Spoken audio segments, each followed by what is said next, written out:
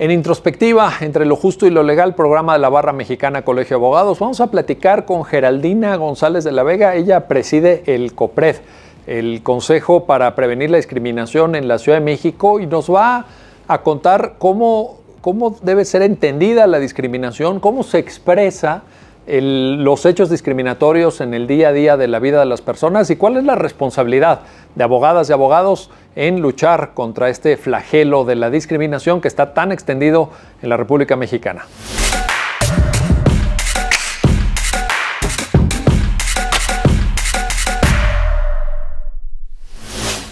Bienvenidas y bienvenidos a el programa Introspectiva, entre lo justo y lo legal, de la Barra Mexicana Colegio de Abogados. En esta ocasión voy a tener el gusto, el privilegio, diría, de platicar con Geraldina González de la Vega, quien es presidenta del COPRED, el Consejo para Prevenir la Discriminación en la Ciudad de México, y que nos va a platicar de este tema, que es un tema sensible, es un tema importante, es un tema de gran relevancia jurídica que probablemente, ya ella nos lo explicará mejor, todavía no ha sido entendido a cabalidad. Geraldina, gracias por estar en Introspectiva. Al contrario, Miguel, muchísimas gracias. De verdad, me da muchísimo gusto estar aquí contigo. Y a mí más recibirte en este programa La Barra.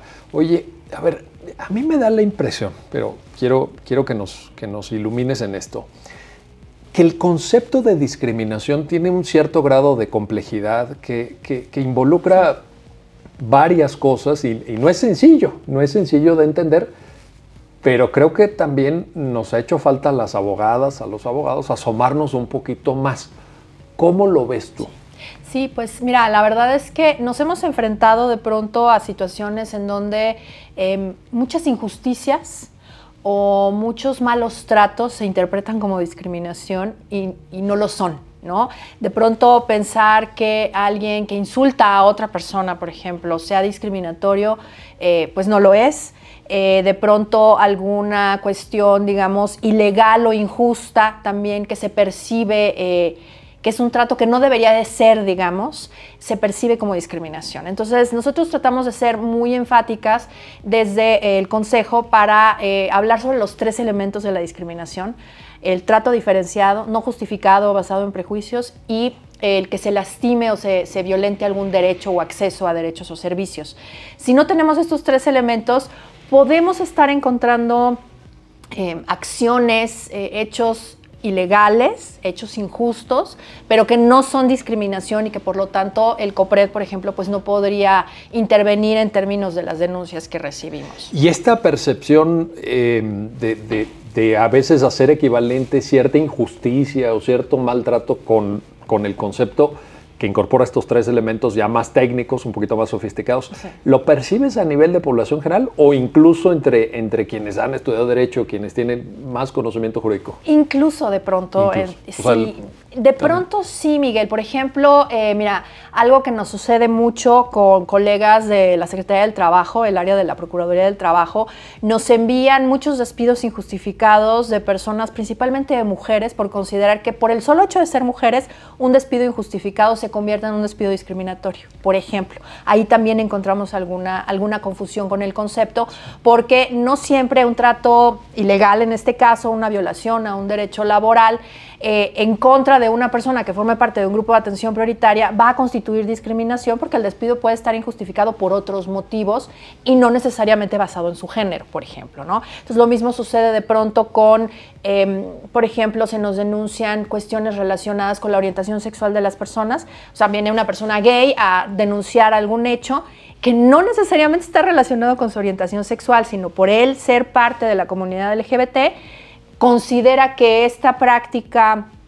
insisto, ilegal o injusta, es discriminatoria por él pertenecer a un grupo de atención prioritaria. Entonces, de pronto hay como esta confusión también, insisto, dentro de, no del público en general, digamos que no tendría por qué tener este conocimiento, como tú lo llamas, ¿no? Técnico, pero de pronto sí dentro del propio gremio hay como esta falta de claridad sobre en qué momento una persona perteneciente a un grupo de atención prioritaria es víctima de un trato injusto o es víctima de un trato discriminatorio, que tendría que tener estos elementos de la diferenciación, ¿no?, con respecto a otra persona o a otro grupo de personas en la misma situación, basado en el prejuicio, o sea, injustificado, ¿no? Y que le afecten en el acceso a algún derecho. O sea, sería como muy importante estudiar, digamos, entender estos elementos. Oye, y a nivel normativo, ¿para dónde voltear a ver? Porque ahorita, escuchándote específicamente en la parte de prejuicios, estaba yo recordando el artículo 1º, párrafo 5º de la Constitución, este concepto de categorías sospechosas, como lo ha llamado la Corte. Claro. ¿Sería una buena mirada? ¿Por ahí podríamos empezar o a dónde volteamos? Mira, podríamos empezar por ahí. Sin embargo, siempre hay un tema con la cláusula, porque la cláusula nos habla de categorías sospechosas que toma a partir de grupos de atención prioritaria, ¿no? Cuando nos habla de género, pues claramente no está hablando de hombres y mujeres, porque estamos hablando de que las mujeres hemos sido discriminadas históricamente, ¿no? Sin duda. Y entonces, de pronto, ahí es donde nos cuesta un poco trabajo argumentar el por qué la diferenciación por género o por edad, por ejemplo, o por orientación sexual, ¿no? Los heterosexuales, pues, no hemos sido nunca denegados de derechos o discriminados por nuestra orientación sexual. Exacto, por la orientación. ¿No? Entonces, lo importante aquí es entender que las categorías sospechosas de esa cláusula parten de una mirada de grupos de atención prioritaria o grupos en situación histórica de vulnerabilidad y que a partir de ahí es de donde tenemos que interpretarlas, ¿no? ¿Pero te parece insuficiente la cláusula o cuál sería tu reserva respecto a tomarla como punto de partida, no necesariamente como punto de llegada? No, claro. A mí me gusta, Miguel, cómo está construida la Constitución de la Ciudad de México. En la Constitución de la Ciudad de México está la cláusula, igual, digo, es un poco más amplia en tanto que reconoce la discriminación directa, indirecta, por resultado o por efecto, en fin. Y tiene un artículo 11º, la Constitución de la Ciudad, que reconoce la desigualdad estructural. Y parte de esa mirada de que hay poblaciones que históricamente han sido excluidas de sus derechos, que han sido violentadas, y que necesitan ser reconocidas por parte del Estado para establecer medidas positivas. O sea, la cláusula del artículo 1º de la Constitución General, como la cláusula de la Constitución Local, hablan sobre la prohibición de la discriminación, ¿no? Entonces, ahí realmente lo que está diciendo esa cláusula es, tu gobierno o tu Estado no puedes diferenciar con base en estas. O incluso particulares, ¿no? O incluso particulares, por supuesto.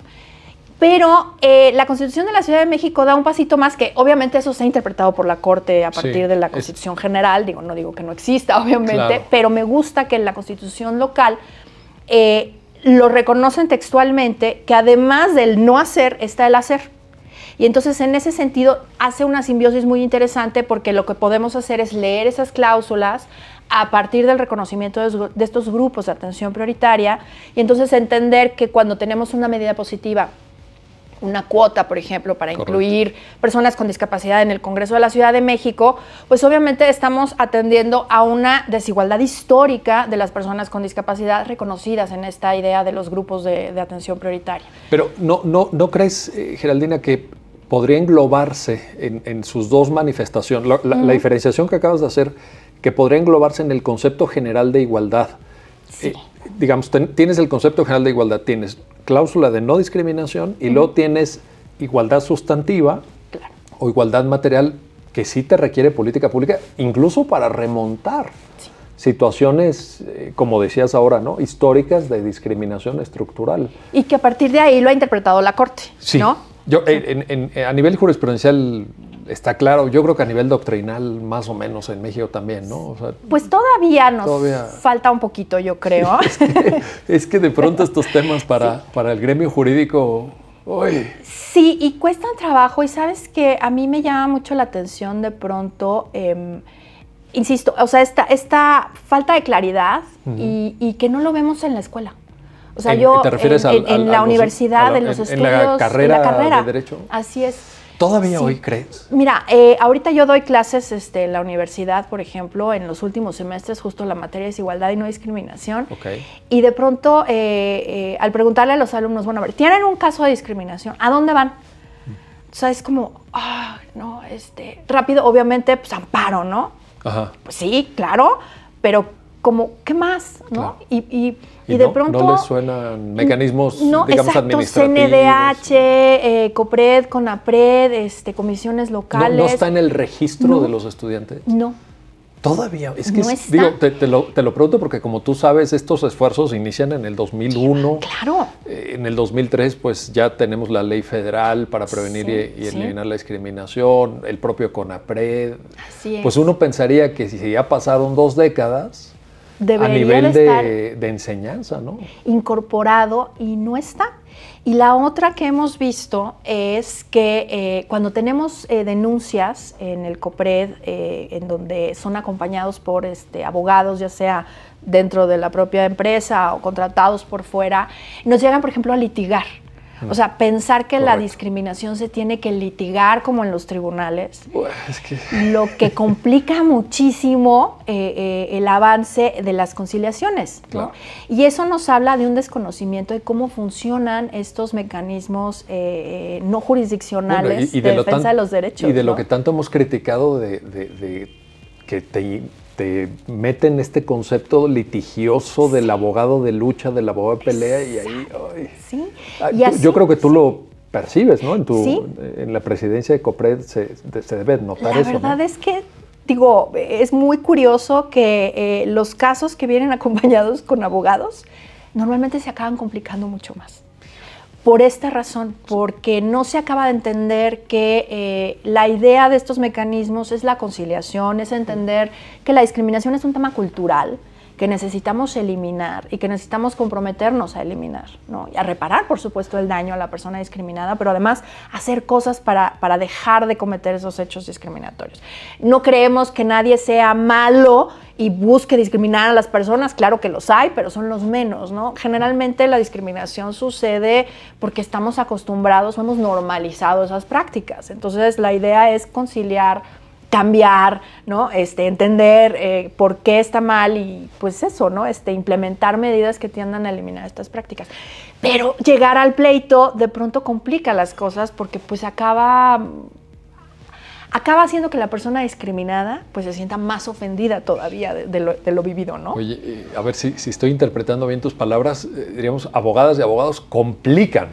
Sí. En vez de resolver, complican. En vez de resolver, una autocrítica la mayoría se vale, sí, se vale. No, y yo creo que es importante decirlo, Miguel. Bueno, aquí en la barra, pues qué mejor. Claro, porque además justo eso, necesitamos tener como más claridad cómo funcionan estos procesos, porque además generalmente los abogados no acompañan procesos no jurisdiccionales de derechos humanos, porque los que había, los clásicos, pues comisiones de derechos humanos, pues esos les toca al gobierno, pues, ¿no? Es funcionarios públicos y las unidades jurídicas, pues eran los que defiendan. Pero ante COPRED o CONAPRED, pues sí son privados, hace un momento lo decías y es muy importante decirlo, ¿no? En el gran cúmulo de denuncias que se reciben en estas instancias suceden en los espacios privados. Entonces, necesitamos también que el gremio pues nos eduquemos con respecto a cómo funciona esto y cómo mejor solucionar los casos llevados ante estas instancias. Es importantísimo. Estos espacios privados, en tu experiencia al frente de COPRED, y bueno, tú ya eras, antes de ser presidenta, pues una muy destacada académica, activista incluso en estos temas. ¿Cómo identificarlos, Geraldina? ¿Qué destacarías como espacios privados de reproducción de lógicas discriminatorias, excluyentes, etcétera? ¿A dónde volteamos? ¿A la escuela, al trabajo? ¿A dónde?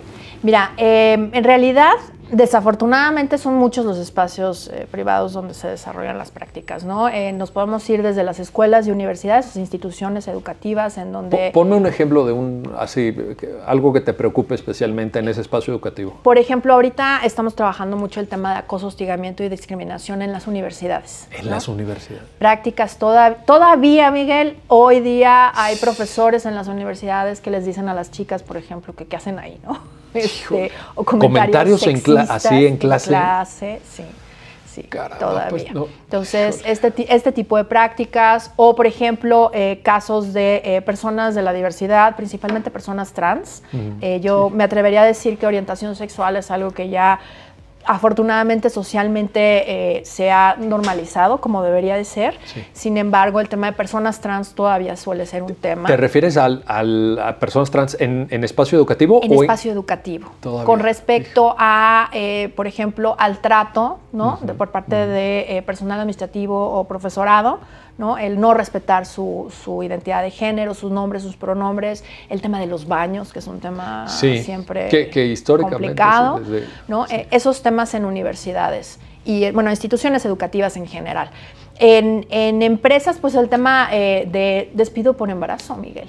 Todavía. Es el primer lugar de las denuncias que recibimos. El número uno. Solamente fue, como se dice, desbancado en 2020 y 2021 por condición de salud, evidentemente, claro, COVID. Sí, por razón. Sí. Pero ha sido histórico y lo mismo en CONAPRED. O sea, es una cosa realmente preocupante porque existe un marco normativo muy robusto que prohíbe el pedirle a las mujeres certificados de embarazo para entrar a trabajar o, por supuesto, despedirlas. Y sin embargo sigue sucediendo, ¿no? Entonces este tipo de cuestiones. Y establecimientos mercantiles, que es algo que estamos trabajando mucho ¿Y ahí qué pasa? Por ejemplo, restaurantes, teatros. Pues mira, restaurantes y centros nocturnos. ¿no? Esta cuestión de nos reservamos el derecho de admisión, bueno, pero hacer eso ya no exclusivos. Yo he visto, Geraldina, a ver, explícanos esta cosa. Sí. En la entrada. Sí. Aquí en la Ciudad de México me refiero, en la entrada de estos establecimientos mercantiles suele haber unas placas, unos avisos que dice precisamente no se puede discriminar a ninguna persona por razón, ¿no? Y viene ahí. Sí. Entonces eso suena incompatible con la lógica de nos reservamos el derecho de admisión, ¿no? Así es, muy en la lógica de los 80s. La cadenita. En donde estaba el cadenero, en el antro, voy a usar esa palabra porque así se usaba entonces, ¿no? Claro. Pues se supone que está prohibido. Digo, está prohibido, Miguel. O sea, no solamente en la ley de establecimientos legalmente. La ley de establecimientos mercantiles está prohibido, en la ley para prevenir la discriminación de la Ciudad de México está prohibido y, bueno, en todo el marco normativo de la ciudad y del país está prohibido. Pero ustedes, digamos, la radiografía que tiene COPRED es que persiste esta práctica. Existe esta práctica, tan es así que hemos estado trabajando, se acaba de reformar por segunda vez en un periodo muy cercano la ley de establecimientos mercantiles. En junio del 2022 la reformamos, bueno, la reformó el Congreso, pero estuvimos acompañando nosotros, para que se incluyera la obligación de los dueños de establecimientos mercantiles para prevenir la discriminación en sus espacios. Sin embargo, pues vimos que esto no era suficiente y entonces se acaba de aprobar una nueva modificación, todavía no se publica en Gaceta, pero está por publicarse, que incluye el cambio de la redacción de esas placas, Miguel, porque esas placas existen desde, si no me equivoco, 2015, 2016, por ahí más o menos se reforma la ley y se establece la obligatoriedad de tener esas placas. Pero si tú te fijas, la redacción dice, en este establecimiento no discriminamos. Sí.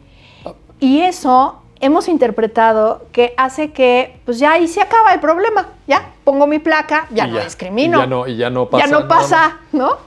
Porque justo nos dice mucho, es como, pues es que yo tengo la placa, yo no discrimino. Entonces como, pues no, la placa es un compromiso.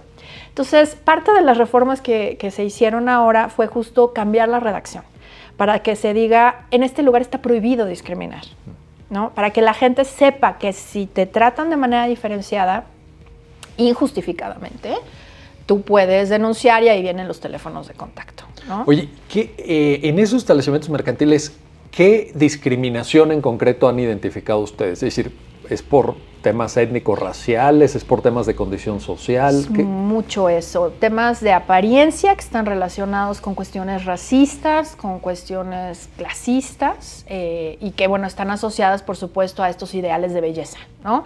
El hecho de que, lo platicamos hace 2 segundos, de los cadeneros, de los centros nocturnos de antes. Esto de la lógica, digo, totalmente injustificada, pero de cómo te ven, te tratan, ¿sí todavía? Sí, todavía.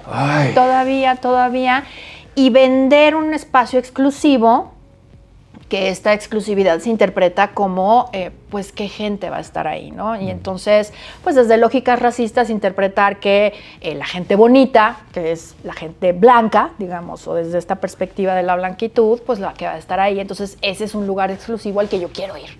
Y entonces se sigue replicando tanto en restaurantes como en centros nocturnos. Oye, Geraldina, ¿qué te dice eso de la sociedad en la que vivimos? Porque el hecho de querer de que eso sea un incentivo, porque al final un establecimiento mercantil lo que tiene que hacer es ganar dinero, claro, como toda empresa, y está bien y es lógico. Por supuesto. Yo creo que en eso todo el mundo estamos de acuerdo. Digo, a menos que haya algún comunista Claro. por ahí, en fin, pero en general, vaya, que las empresas ganen dinero, yo la verdad me alegro, qué bueno que les vaya muy bien, Sí. que paguen sus impuestos y listo. Así es. Pero ¿qué te dice de la sociedad que busca Sí.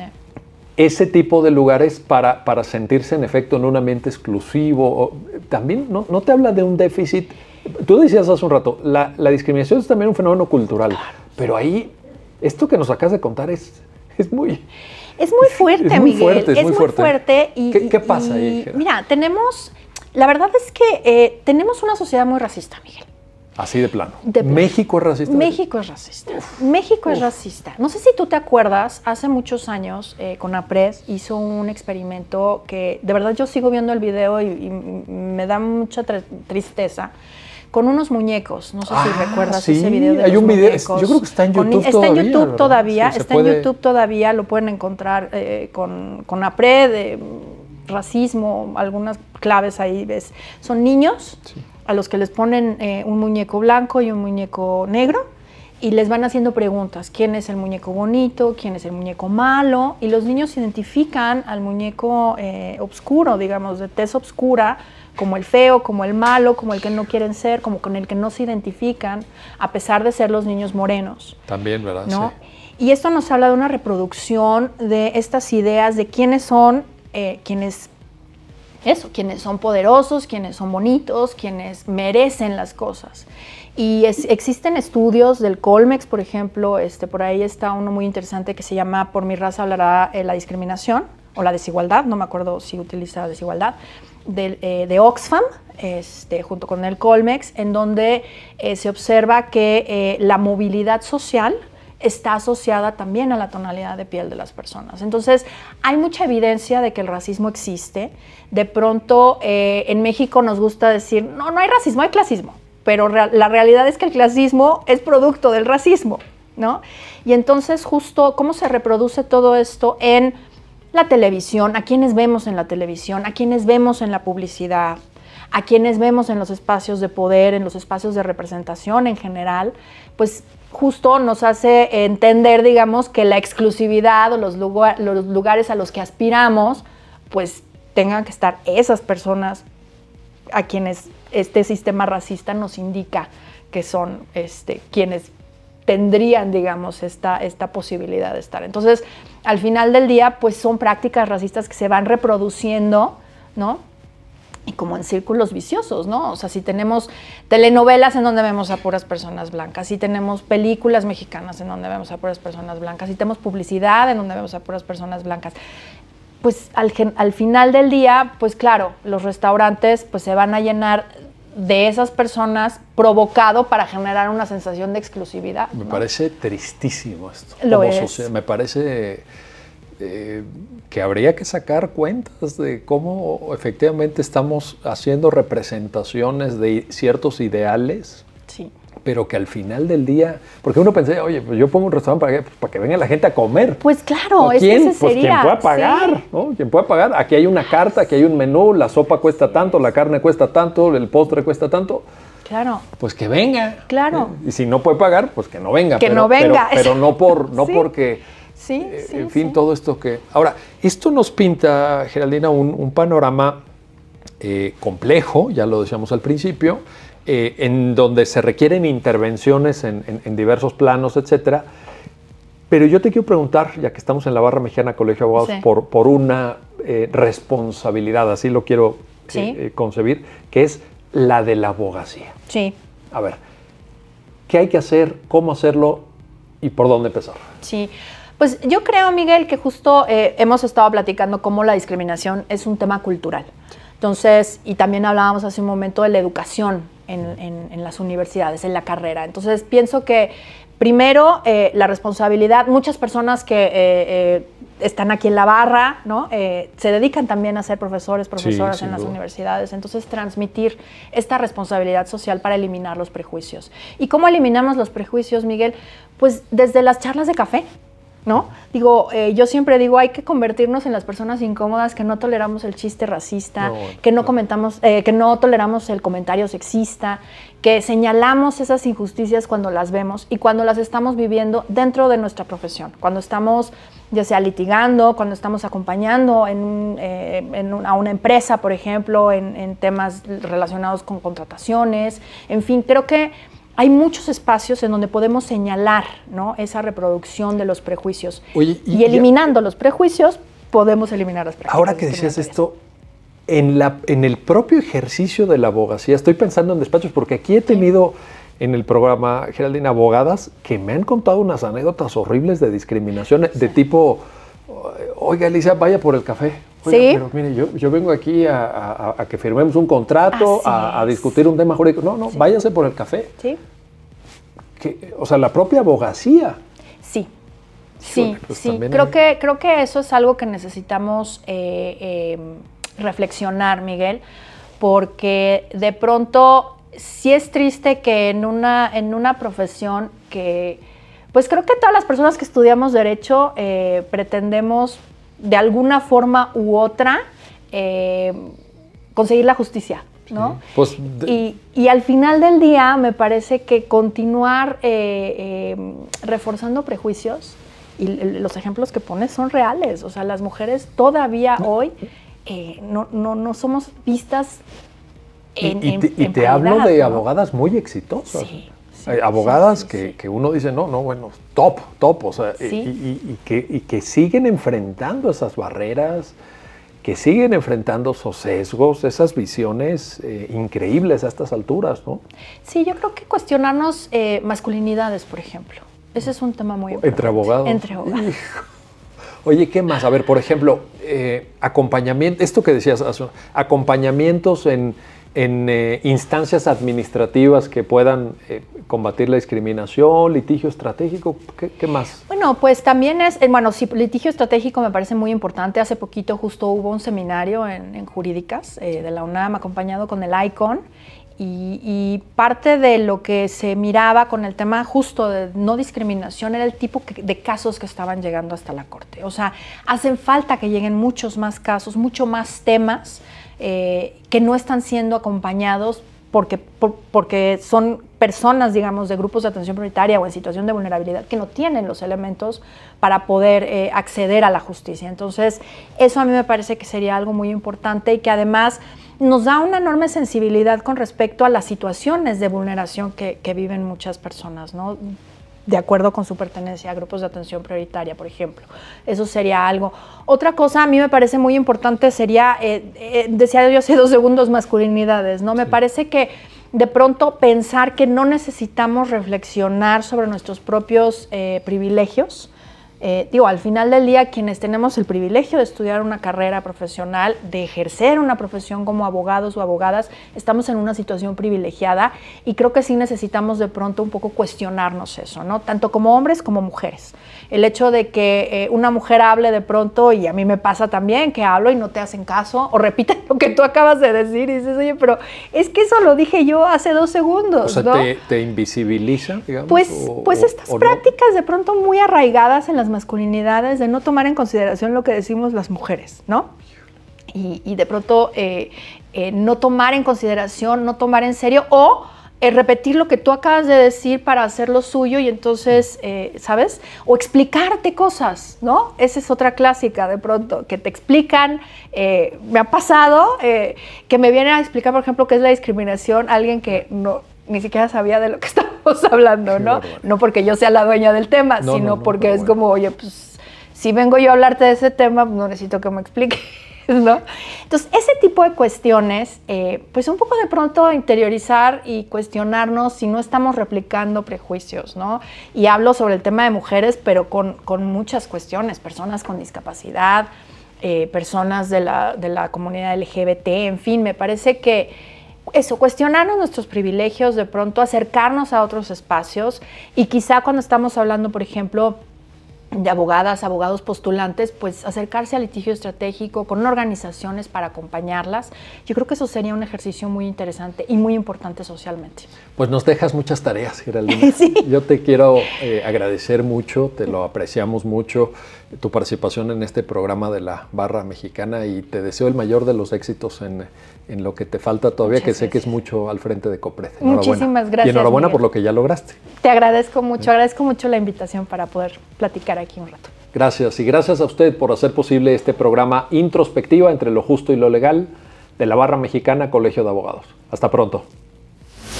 Bueno, pues ya lo han escuchado, ya lo han visto, mucho por hacer, mucho por analizar, mucho incluso por entender respecto de la discriminación, para poder, en primer lugar, darnos cuenta cuándo estamos frente a un hecho discriminatorio, cómo se puede revertir esta estructural discriminación que sufrimos en México, y también el llamado que hace la presidenta de COPRED, Geraldina González de la Vega, a que abogadas y abogados nos tomemos en serio la responsabilidad de luchar contra la discriminación.